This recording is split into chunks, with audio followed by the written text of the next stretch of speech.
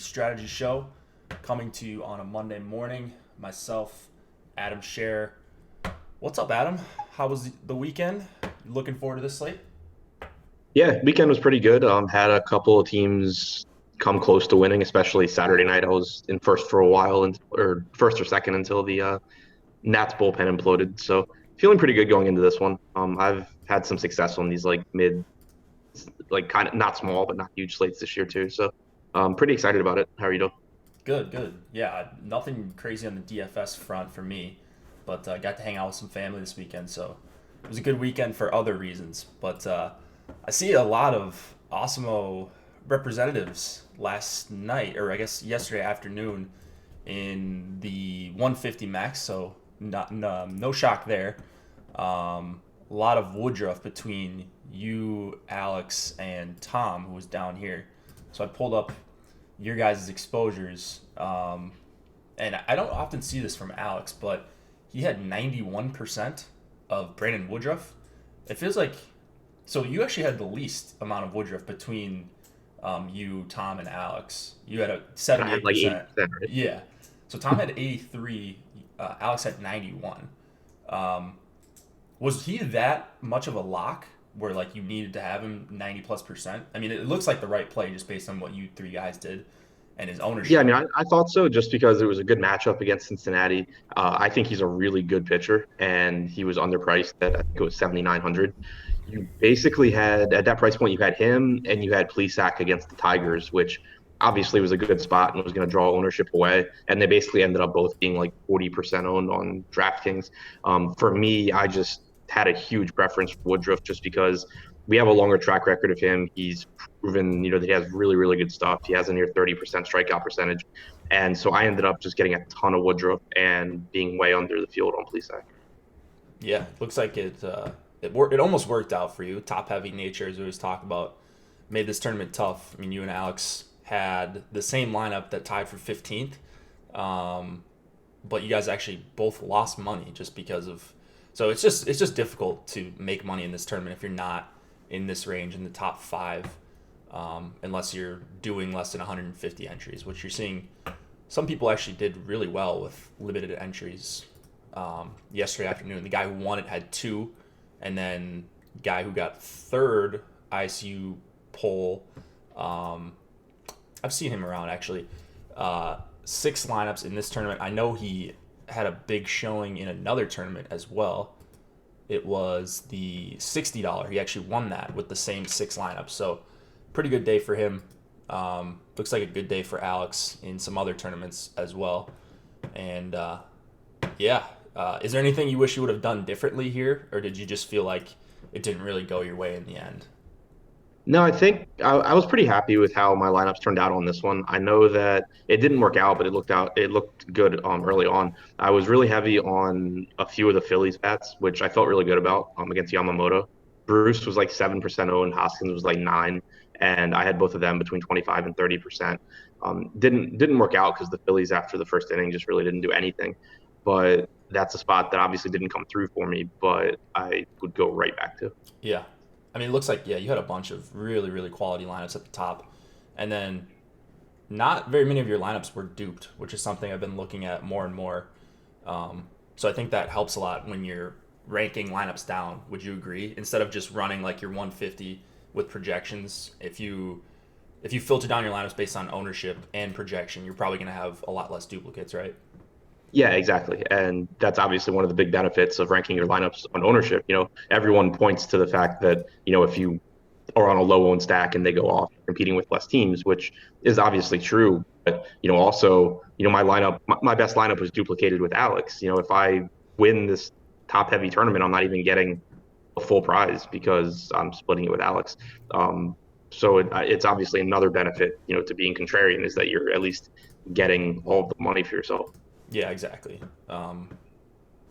Looking at Alex's, yeah, he only had a handful of lineups that were duplicated as well. So that's something I'm paying more attention to as I get more comfortable with lineup study. But yeah, good showing overall. I'll click through these other tournaments really quick. Alex at 150 in this $60 got fourth here. It looks like made some nice profit. He ran the same 150 once again, so that's something we've seen more and more from him. And then I'm not exactly sure how he chooses his top 11 for this lineup, 11 or for this tournament, 11 max entry to 555. He got second here, so it looks like a pretty good day overall.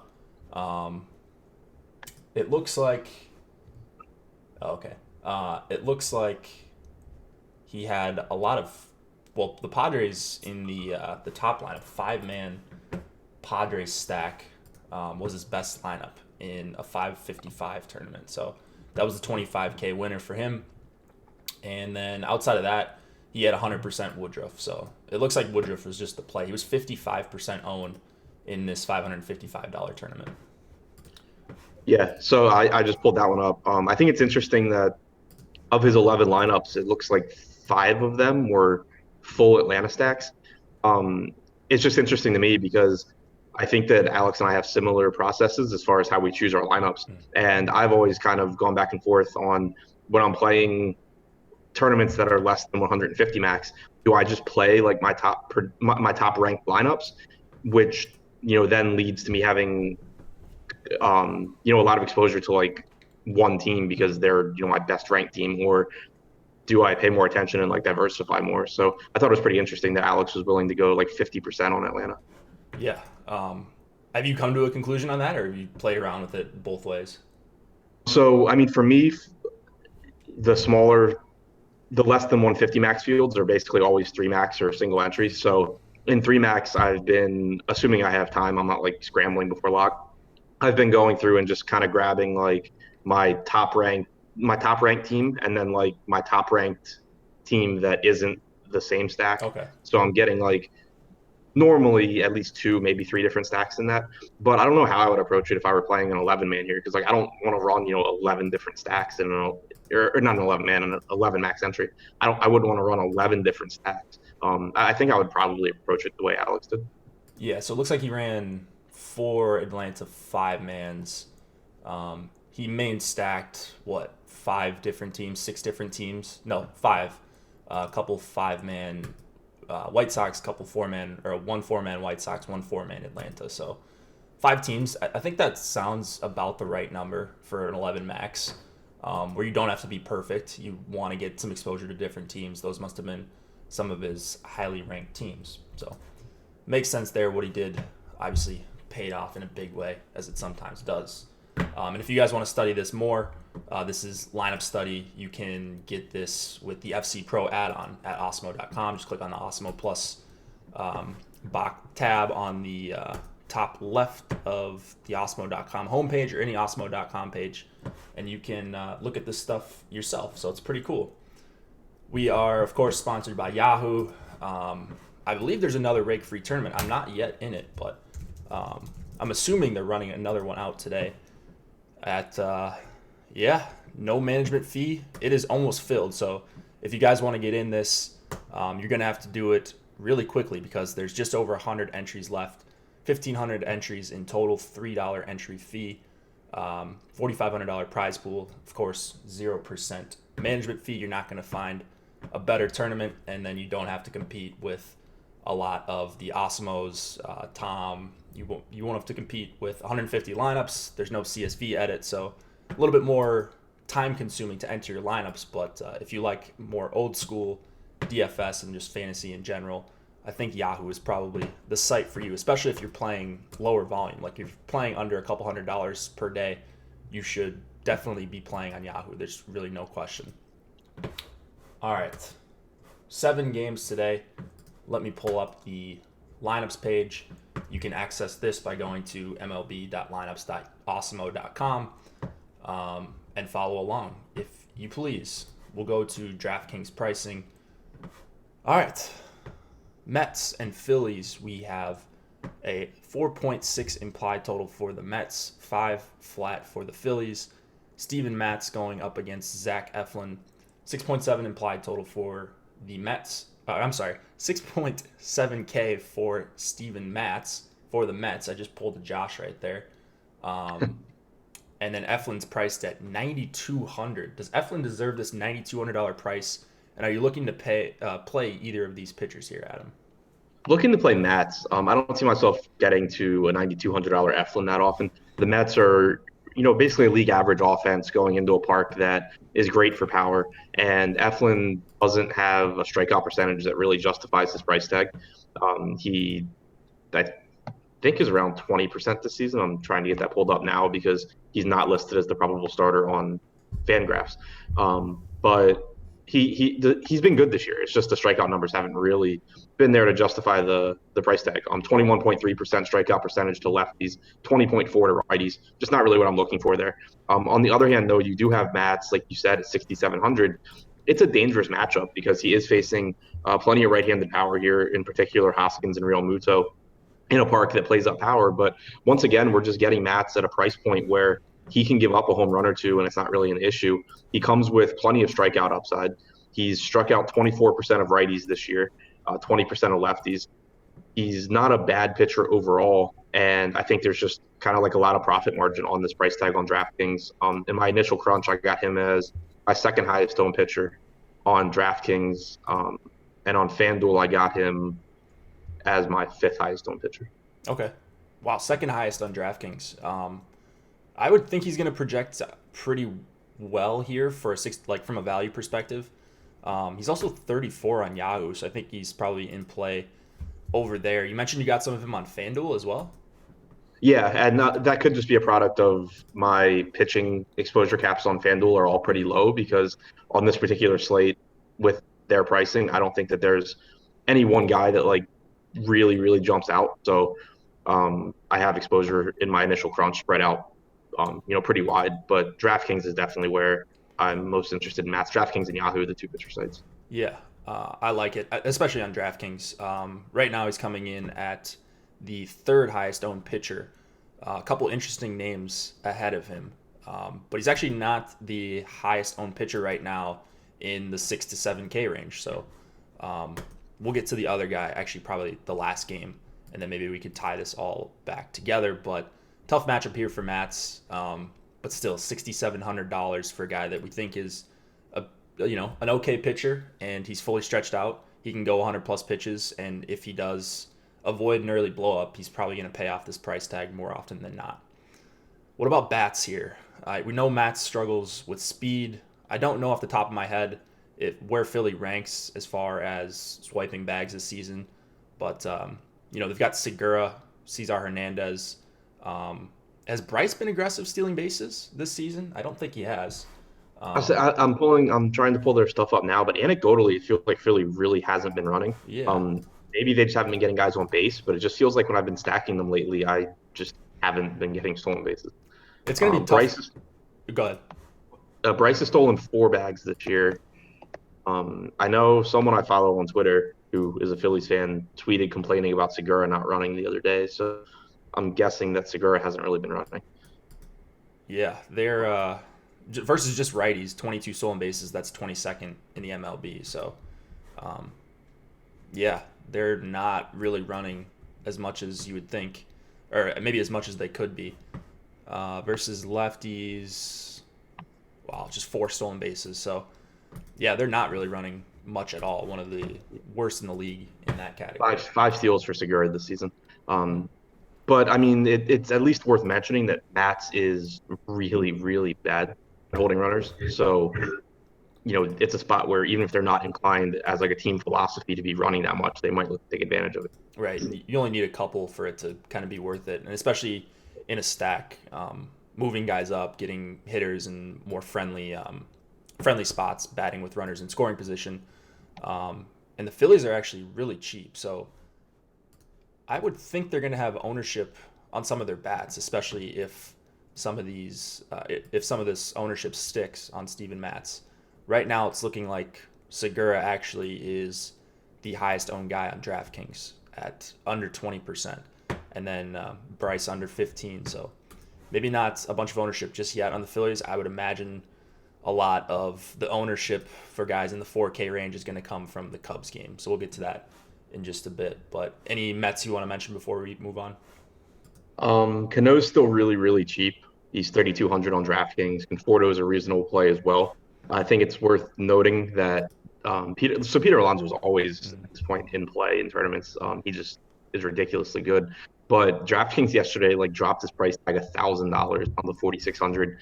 Immediately just shot him right back up to 5,500 where he belongs. So I don't think he's like a good value or anything. I just thought it was kind of funny that they just immediately fixed the mistake with him. Yeah, he homered the day before at 5,400, then moved him down to 46. Homered yesterday. He's got home runs in 4 out of his last 6. Like Yeah. just smashing everything. It seems like. I didn't really realize how good he had been because I think you and I have talked about it before. Like we a lot of the time don't pay attention to like overall Oh numbers yeah. as closely as a lot of people. And I was bored the other day, like waiting for Fantasy Cruncher to make my lineups, and I just like quickly threw together a rankings list of my what I thought were like the best hitters since the start of last year. And Alonso was up there, and I was just like, yeah, he hasn't played enough. Like I don't think he should be up there. And I actually looked at his numbers, and it was just like, oh my god, like I knew he was having a good year, but it's been pretty crazy. Yeah. I mean, just looking at like his game log, DK points, he's putting up mid-teen points like every other game for the past 50 games type of thing. Like he's just a really good hitter, I guess already. So I know he set the Mets record for home runs by a rookie, and it is June 24th. that's insane. Well before the All-Star break. So yeah, Pete Alonso, I guess he's kind of in the you can play him whenever territory at this point. All right, Blue Jays and the Yankees. We've got Aaron Sanchez going up against CC Sabathia. 4.1 implied total for the Blue Jays. 6.5 for the Yankees. That is the highest on the slate right now. That may not stick depending on what happens with the wind in Wrigley. But Sanchez is 4,500 on DraftKings. Sabathia is 7,100. Sanchez is one of the more frustrating pitchers, I think, for both of us. 4,500. Do you think you get to any Sanchez, first of all? I mean, he hasn't missed any bats, under 6.3% swinging strike rate in his last 5 starts.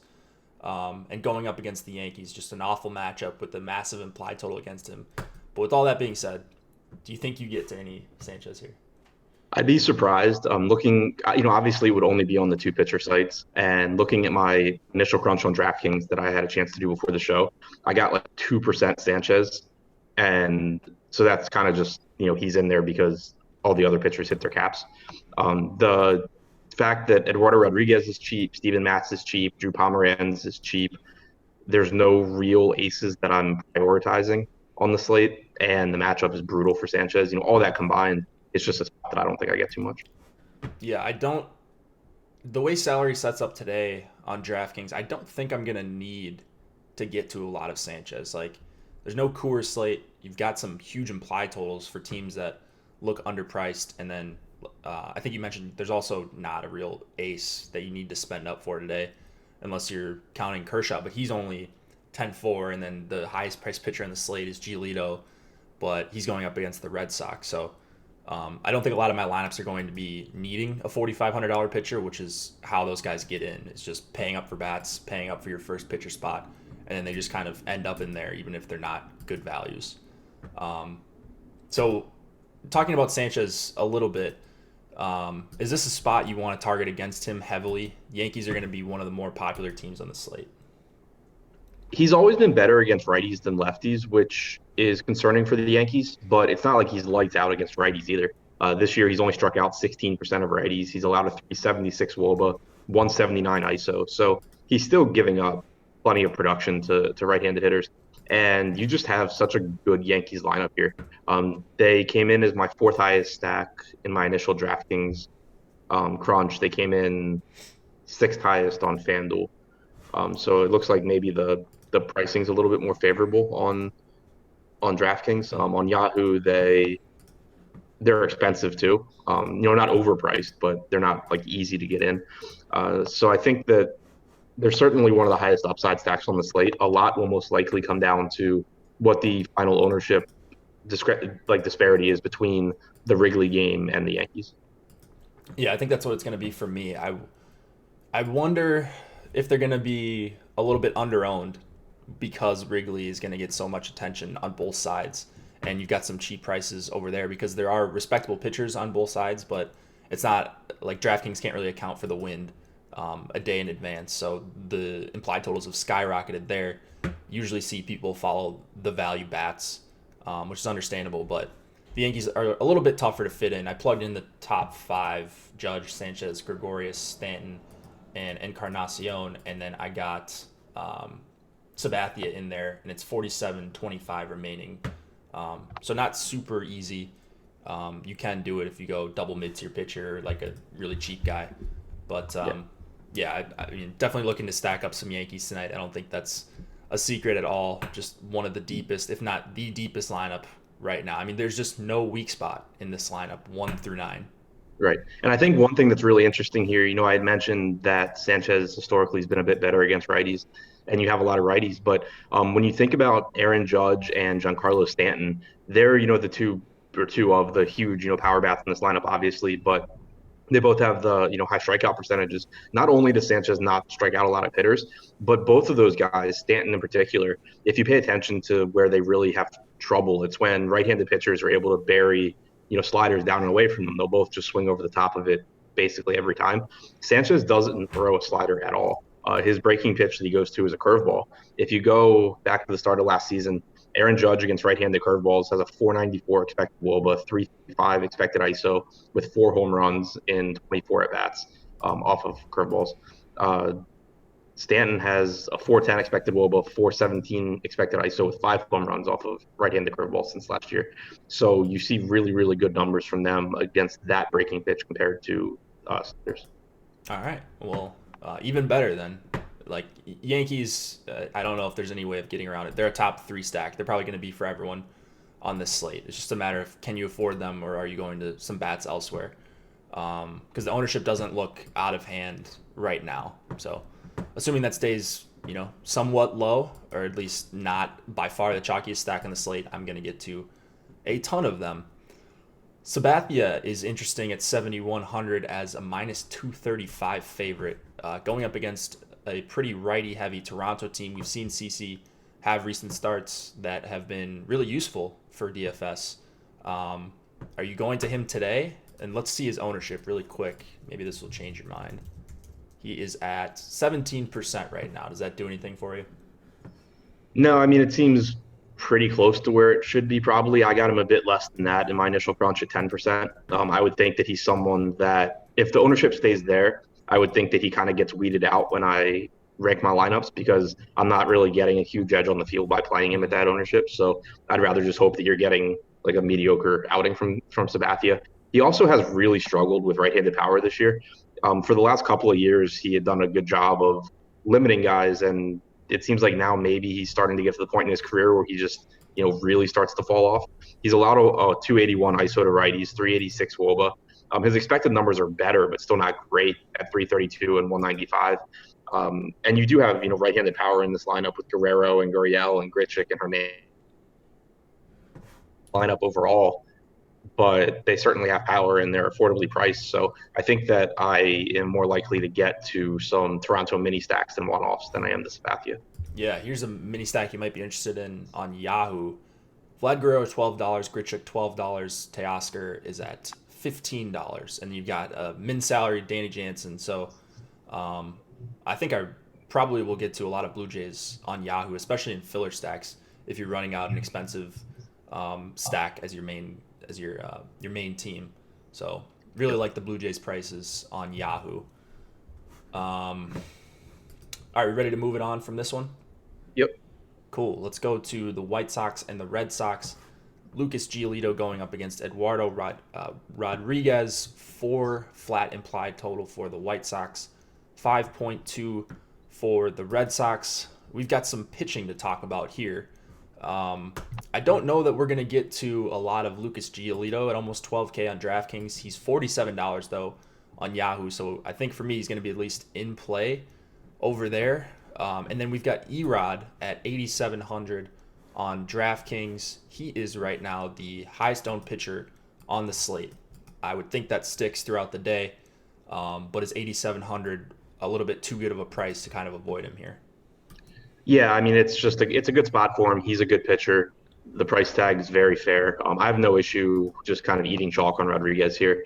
It goes without saying that if you wanted to take some White Sox power, it's a 7 game slate and it's a decent spot for leverage because of his ownership. But I expect to be more heavily on the Rodriguez side for sure here. He has the third highest strikeout percentage on the slate behind Giolito and Gray at 25.2%. He has the fourth highest K minus BB percentage behind Giolito, Kershaw, and Greinke. He's just been, a good pitcher this year. The White Sox have a lot of strikeouts in their lineup, and the fact that Chicago will probably be right-handed heavy isn't really an issue because Rodriguez has allowed a 298 expected WOBA, a 131 ISO, and he struck out almost 25% of righties this year.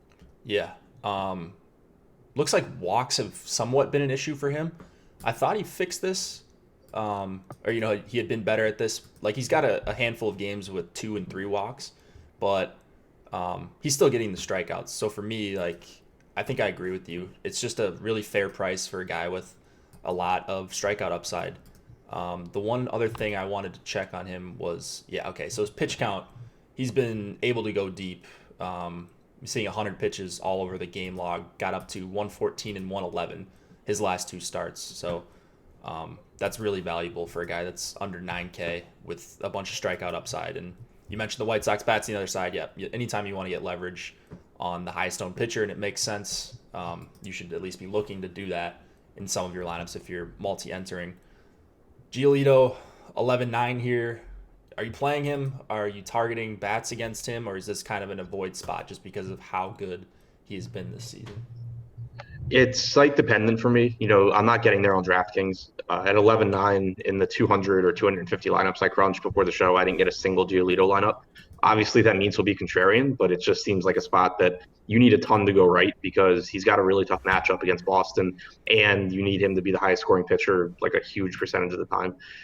But on Yahoo, you mentioned he's $47, and then on FanDuel, you just have such cheap hitter pricing across the board to get there. So on Yahoo and FanDuel, I would have some Giolito just because I think that he is the highest, the best pitcher or the best DFS pitcher, at least on the slate, probably the best pitcher too. But at the very least, he has the highest strikeout percentage by over 5 points at 30.9%. Gray is second at 25.7. So clearly a lot of upside there if you can afford him. It's just that on DraftKings, I don't think I can. Yeah, so on FanDuel, you're saying you would be more likely to play him just because you probably need the raw points. If you're going to have the best lineup, you just need the pitcher that scores the most raw points, and there's going to be enough value bats to fill in around him at 10-7.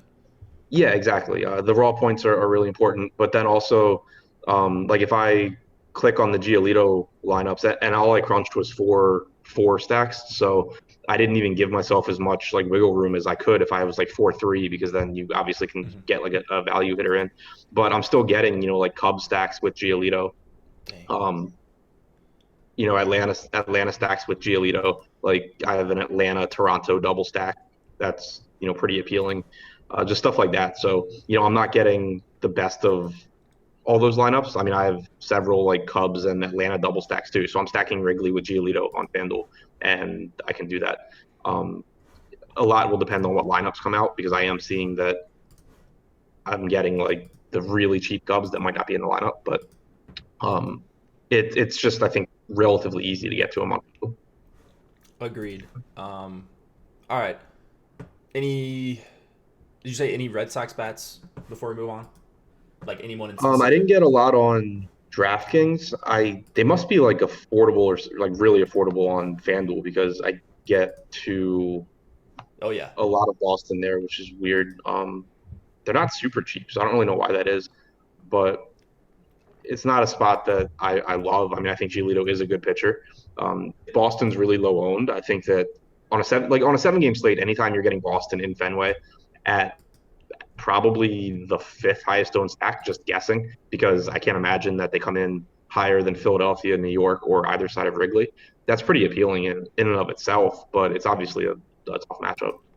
Yeah, that's a good point. I mean, there's no way they're coming in above the Cubs, Braves. I'd throw the Indians in there as well, 5.7 implied total, and they're cheap across the board. And then you mentioned the Yankees, and maybe not even the Phillies. So you might even get them outside the top 5. It makes sense because Giolito's been so good, but still a bunch of power. Really good team the Red Sox have here. 110 WRC plus versus righties this season. So it's not like they couldn't get to Giolito and then that White Sox bullpen after that if they get him out of the game. Yep.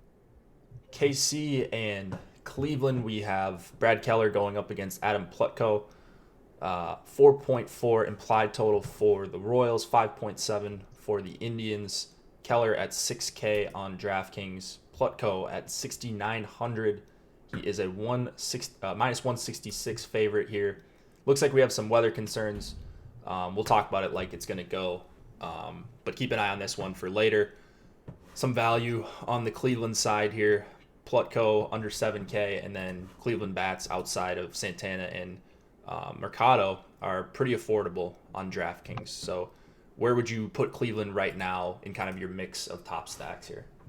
I'm not really getting to them much, so I would assume that I come in, under the field. I'm kind of surprised how little I got in my initial crunches with them having a 5.7 implied run total, but I don't disagree with it. I mean, Brad Keller is a pitcher who it seems like teams always have higher implied run totals against him than they really should. He doesn't strike guys out. He's not an appealing DFS play, but he's allowed a 151 ISO to righties this year. He's held lefties to an ISO just below 100. The Indians, overall don't have the best group of hitters. They have a 94 WRC plus against right-handed pitching this year. You get, affordable pricing on Ramirez, but Santana's expensive, Lindor's expensive. Kipnis, his price tag come up from when he was down at like 3K or whatever. It's just not a spot that I really think I'll get to all that much. That makes sense. I mean, Keller's not a bad pitcher, and you'd probably get the increased totals because of the KC bullpen. That could be playing a role in that. Okay, so if you're not playing a bunch of Indians, would you consider getting to Keller at 6K? Looking at his ownership, he is at 4% compared to Matz's, 30% almost on DraftKings? Is that an appealing pivot for you? Not really. I would get it because it's a leverage play and all that, but I think Matz in some ways is going to serve as a leverage play too because Philadelphia will get ownership. And Matz just has a lot more strikeout upside than Keller does. It's not – I wouldn't mind going to a 6K Keller if, like Giolito were facing the Tigers or something like that, and I could pair them. But, again, without having the need to get up to a price or a pitcher at the top pricing tier all that often, I just don't really like the idea of taking away so much strikeout upside by rostering Keller. Makes sense. Plutko on the other side, 6,900, another guy that's is in that Matt's territory. For me, I don't know that he's a guy that I want to get to, striking out under 15% of lefties this season. But is there something you see that makes you want to play him here? Man, 565 xFIP versus lefties so far this season. Am I missing something here on Plutko? No, he's had huge issues against lefties ever since he came up last season. Since last season, he's allowed a 315 ISO, a 401 WOBA to left-handed hitters while striking out 13%. Against righties, he struck out almost 24%, but he has still allowed power. He's the kind of guy where, if he's facing the Tigers, I think his last start actually was against the Tigers, and he was at a price point where there was a lot of options for people to go to. So I like the idea of getting to Plutko in tournaments. But here, it's not the same. You have left-handed hitters in Lopez and Gordon. Duda has left-handed power as well, but then you also have right-handed power with Soler and Dozier. Merrifield obviously is a good hitter from the right side. It's just not a spot where I expect to get to a whole lot of Plutko. Yeah, man, he's getting smashed. 9 home runs in just over 27 innings. He's allowed a homer in all of his starts. 2 with multiple home runs, got up to 4 in the Tampa Bay start. So he's been tagged pretty good, but he's going deep-ish into games. 3 of his 5 starts, he's gone 6 innings. I just don't know that this is the start that you need to kind of roll him out here, especially if there's weather concerns. So just keep an eye out for that. Any lefty power here with Lucas Duda? Alex Gordon, I doubt these are guys you want to get too much of, but are you going to any of them? Actually, in my initial crunch, I got Kansas City as my 5th highest owned 5-man. So, yeah, it's not that I love it because they do only have a 4.5 implied run total. It wouldn't be shocking if if someone passes them by the end of the day for me. But they are affordably priced. They, I assume, will be low owned, and they do have power, in the middle part of the order. So I don't think it's the craziest spot because you compare them obviously with one of the more popular stacks. Okay. Cool. I definitely understand the thought process. Whit Merrifield at 5,400 leading off. That's kind of crazy. Do you know if he has issues holding runners for Merrifield's I sake? don't, but I can check. Okay. My guess is that we're probably not going to have a really good sample size because so Yeah. many balls in play end up on the other side of the fence. Yeah. Merrifield 10 stolen bases this season. Not running as much. Doesn't have one in his last 7 or 8 games, it looks like, but just hasn't been as aggressive as he has the last couple of years before. So maybe it won't matter too much. Yeah. Plutko has been, yeah, I mean, he allowed one stolen base last year. He hasn't allowed one this year, but he made 12 starts last year and 5 this year. Okay. And gives up a ton of home runs. Yeah. So you can definitely stack against him. All right, let's go to the marquee game of the slate as far as ownership goes right now. Atlanta and Chicago with the Cubs, Julio Teheran and John Lester on the mound. 5.5 implied total for the Braves, 6.1 for the Cubs. This is shaping up to be a classic Wrigley win game, and when it's a Wrigley win game, there is a ton of ownership on the hitters usually. Especially for a mid-sized slate like this, 7 games, you've got some cheap prices on the Cubs. Braves, a couple of their bats are a little priced up. Actually, really, it's just, well, yeah, it's Freeman and Austin Riley, both 53 and 5,400. Real quick, for the pitchers, do you have any interest on either side right now? And then what are you doing with these hitters? So no interest in the pitching here. It's not like we're getting a discount on them. You can make the leverage argument, but I just prefer leveraging against popular pitchers as opposed to popular stacks, especially when you're just not getting that price discount on these pitchers. So you need them not only to just prevent runs, you still need them to go out there and get strikeouts and stuff. And neither of these pitchers are guys that I really believe in anyway. Tough matchup for Lester against Atlanta. A ton of good hitters in the Atlanta lineup. A lot of right-handed power. Freeman can handle lefties. Markakis is fine. So really like the Atlanta bats. And then on the other side, the Cubs are a good offense as well. Teheran's better against righties than lefties. He really always has been. So you have Kyle Schwarber, who should be one of the highest owned players on the slate. Anthony Rizzo's in a great spot. Hopefully Carlos Gonzalez is in the lineup because it gives you some really, really, really cheap exposure to Chicago and opens up a lot. But it's just all about the bats in this game. Yeah. Have you seen who's the number 1 player on the ownership projections right now on DraftKings? No, but my guess is Schwarber. Yeah. You want to take a guess at where he's at? 40? 51. Yeah. 51% on a 7-game slate. I mean, if it stays there, the way that I think you approach that is, for one, if you're playing cash games, for the love of God, play Kyle Schwarber. But in tournaments, you can play Schwarber and be contrarian somewhere else. But also, like, if you're stacking the Cubs, you get yourself a contrarian Cub stack simply by not having Schwarber, because if he's 50% owned, that overall, that means that out of the Cub stacks, he's like way higher than even 50%. Right. So you're just contrarian immediately if you don't have Schwarber in your Cub stack. It's obviously terrifying because he's a phenomenal play. It's not like he's bad chalk, but anytime a hitter is over like 30% owned in tournaments, you can make an argument for being underweight, like no matter who it is, because it's baseball. Right. So the whole, if a hitter's over 30%, you have to fade him. I mean, maybe in one lineup you can make that case, but like you said, you can be contrarian elsewhere while still playing right. Schwarber. Maybe you don't play him as a one-off as much because that's going to be an optimizer play, as Alex likes to call it. But yeah, you can still play Cub stacks and be contrarian. You can play Cub stacks without him and be even more contrarian. So you don't. I think you made a good point there too, as far as like fading him in one lineup versus if you're playing a bunch. Like he's going to be really popular, and I'm playing 150 lineups. Mm-hmm. I'm not going to like just take some crazy stand where I'm not playing what I think is one of the best hitting plays on the slate across my 150 lineups. But I am, and again, it's because of the process that I use to select lineups I play. in the lineups that do have Kyle Schwarber, I'm going to be contrarian somewhere, whether it's pitching, whether it's a weird Cub stack, that excludes someone else that's good, or that's popular. But if I were playing one lineup, that's one of the easiest spots on the slate where I can look and say like, okay, I know I'm contrarian if I just do this. Right. So, like right now, if ownership were, like if this slate were locking in 20 minutes, you probably wouldn't want to have a lineup that's Erod with 1 through 5 Cubs bats and Mats, because no matter who the rest of the 3 players hitters you are that you put in your lineup, like you're just gonna be duped a bunch of times if you're stacking. So, just be smart with what you're doing if you're playing Schwarber, and then if you're playing the Cubs in general in cash games, don't overthink it. You should be getting some Cubs exposure somewhere.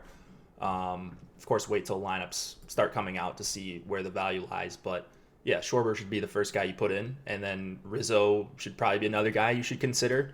Same thing with Brian and Baez at 45 and 4,300, and yeah, there's just a ton of value here for the implied total. There's no Yeah. reason you shouldn't have Cubs bats in cash. Yeah, and so I mean, I have the DraftKings pricing in front of me right now, and I haven't tried to make a cash lineup yet, obviously. But I would kind of be surprised if I don't end up with 5 Cubs and then only like 3 Braves. Wow. Just a game. I mean, yeah, you could do it. But I mean, like just looking at the Cubs though, their pricing on DraftKings, like Schwarber's clearly a top point per dollar play. Bryant's 4,500, that's a clear top play. Rizzo is 46, that's a clear top play. Contreras is 45, but he's a catcher, so that's a really good spot. Hayward, and then you get to Hayward, who is not the same caliber hitter, but he's 3,500. Baez is 4,300. That's a clear top point per dollar shortstop. I just don't know how to get away from like full Cub stacks in cash. Yeah, I guess the guy that would be puzzling for me would be Carlos Gonzalez. He's really cheap across the board, but would that be kind of a guy you would go to in cash just because of the opportunity cost of one of those outfielders, especially when you're getting value at all these other positions? My guess is that he wouldn't on this slate. Like on some slates he would, but on this one, you mentioned the opportunity cost in the outfield, and that's huge. But it's also there's no Chris Sale that I feel like I have to have in cash. Like in cash, I think that there's a really good chance my pairing ends up being like Rodriguez plus Mats, and so I wouldn't need that savings on Gonzalez. Cool. Yeah, I think I agree with that. You can make a case for having him, and it of course depends on what happens between now and lock. But yeah, just wanted to point out that don't overthink this in cash if you're playing cash games. Play a handful of Cubs, somewhere in the 2 to 5 range on DraftKings. You should be having them in Yahoo Cash as well. No one above $19 in that entire lineup. And then FanDuel, I don't think anybody's over 4K. Yeah, no one over 3,900, and that's one of their best hitters in Rizzo. So Cubs just very, very obvious value. But how about this Braves stack against Lester? We respect Lester. I think he's 7,600. We're not playing him, but you've got the speed power combo here with the Braves, and their total actually just dropped to 5.3. Did you see that? Yeah. Okay. So it's not a typo. All right. So the total has come down just a bit as we're talking about this, but Acuna, Swanson, Donaldson are 3 guys I really want to target. You've got the overpriced Austin Riley. So I really like this Brave stack. I'm sure you're going to as well, Adam. Yeah, no question. Just tons of right-handed power here. Lester's a pitcher that I don't mind picking on because I just think he's pretty mediocre. He's allowed a 215 ISO to righties this year. He's pitching in a regularly win game. He's not a great strikeout pitcher, and the Braves are tough to strike out. And then you just have a ton of reasonably priced power here. Acuna is less than 5K. Swanson's 4,300. Donaldson's cheap. Riley's the only really expensive guy here, but that means that you can play him in tournaments and be contrarian because the optimizer approach to the Braves is going to be to grab like Acuna and Donaldson. The Braves are interesting because like Swanson on DraftKings is the same price tag as Baez, and so like Baez is going to project a little bit better, I would think. But it just means you can be like contrarian there. You can be contrarian by getting Austin Riley at that price tag. It's a lineup that I think, as the Albies too at 4,300 down towards the bottom, I think it's going to be easier to be contrarian with the Braves stacks than the Cubs stacks. Yeah, that's kind of what I was getting at. I mean, you see these massive ownerships for the Cubs right now. If this total sticks, you're going to see that continue. And the Braves are up there, but they're not like the number one stack, it's looking like. And you've got guys in the same price point, like you mentioned, Donaldson with Chris Bryant, although Bryant's got dual position eligibility. But Acuna's more expensive than Chris Bryant. That might be similar. Acuna's more expensive than Kyle Schwarber. So you're going to see less ownership, at least on this Braves stack, a team that has massive upside in a really great hitting environment. So all over the Braves, I'm hoping they're a top 3 stack for me, because I really, really love the spot here, especially considering the ownership. All right, let's go to the Dodgers and the Diamondbacks. We've got a 4.6 implied total for the Dodgers, 4 flat. For the Diamondbacks, Clayton Kershaw and Zach Greinke on the mound here. Kershaw at 10-4, Greinke at 8,400 on DraftKings. 102 degrees in Arizona. This is a night game, so I can't remember off the top of my head if they're going to keep this roof open or close it.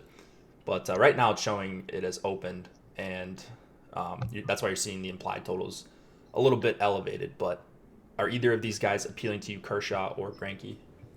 Roof is open, and not really. Like Kershaw obviously is a really good pitcher still, so is Greinke, but Kershaw's still relatively expensive. He has the 4th highest strikeout percentage on the slate.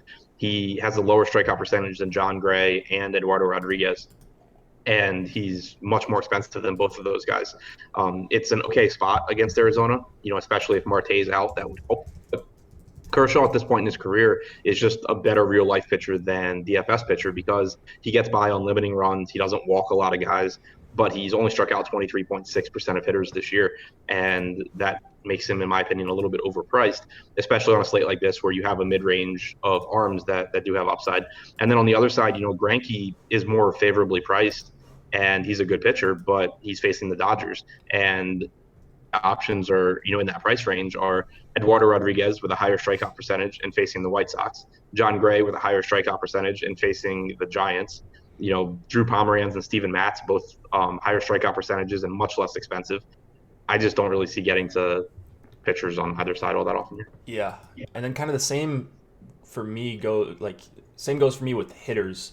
Outside of a couple guys on Yahoo, Jock Peterson, Alex Verdugo, if they go 1, 2, 13 and $9, there's some nice value there, but I don't really want to be paying a premium. I don't think it's necessary to be paying a premium for guys like Bellinger and Muncy tonight against a really good pitcher in Zach Greinke. And then same thing for these Diamondbacks bats. You've got Adam Jones at $8 on Yahoo, possibly batting cleanup, but like Ketel Marte is super expensive, $24. Not even sure if he's going to play. So some cheap bats on Arizona, maybe as fillers, but I doubt I'm getting to much of anything pitching or hitting here. No, I'm with you. I'm never one to argue against getting the Dodgers when they're really low owned, just because they're so good. But this slate's weird in that even though it's 7 games, you're going to have so much ownership concentrated on the Wrigley game that we already talked about. I think you can probably get the Red Sox at low ownership if you're looking for just a really talented stack in a tough spot. So they're kind of similar there. And then you think about the positions that guys on the Dodgers play, and Bellinger, you're rostering him over all the outfielders in that Wrigley game, and you're paying up to do so. Turner, same goes for Peterson. Turner, you're playing over Donaldson or Bryant. So they're clearly going to be really, really contrarian, but I don't think I'll get to a whole lot of them just because they're expensive.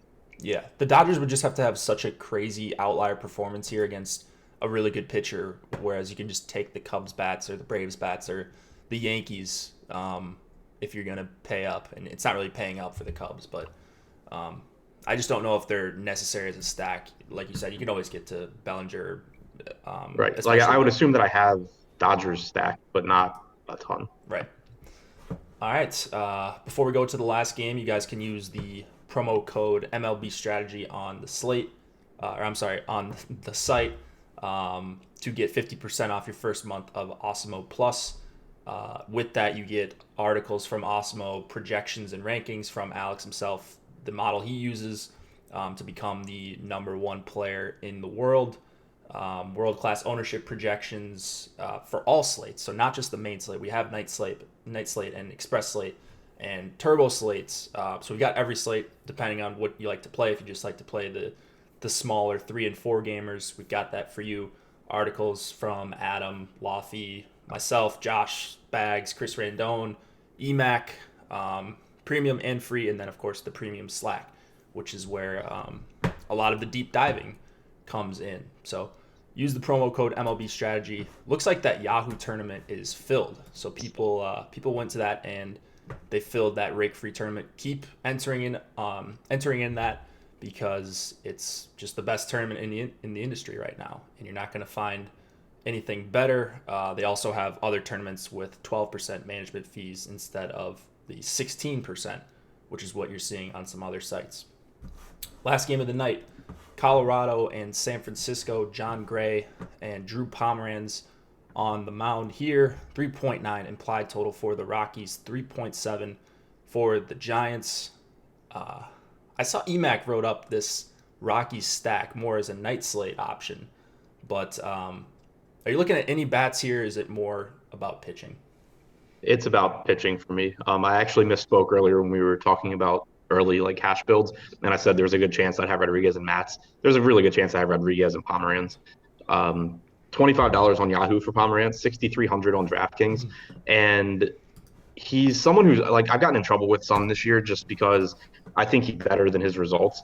If you look at just some of the underlying stuff, I mean his strikeout percentage is good at 23.1%. The walks have been an issue, but that's the 5th highest strikeout percentage on this slate. His numbers this year, not surprisingly, are much better at home than on the road.